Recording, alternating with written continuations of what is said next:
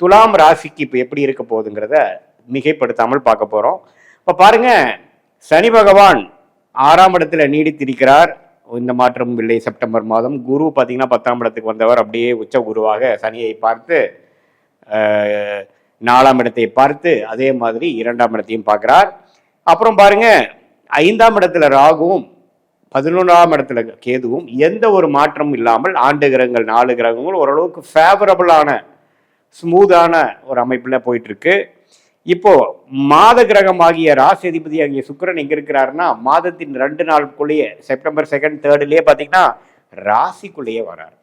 துலாம் ராசிக்குள்ளேயே ஆட்சி படம் பெறக்கூடிய சுக்கிரன் நல்ல ஒரு அமைப்பு. என்ன மாதிரி அமைப்பு?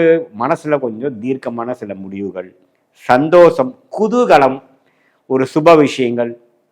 இது வரைக்கும் லைஃப் கொஞ்சம் போரா போயிட்டு இருந்ததெல்லாம் கொஞ்சம் ஹாப்பியா இன்ட்ரெஸ்டிங்காக போகக்கூடிய அமைப்புகள், இளம் பருவத்தினர்களுக்கெல்லாம் கொஞ்சம் காதல் வயப்படக்கூடிய அமைப்புகள், ஒரு பேஷனேட்டாக சிலதெல்லாம் எடுத்து செய்யக்கூடிய அமைப்புகள்,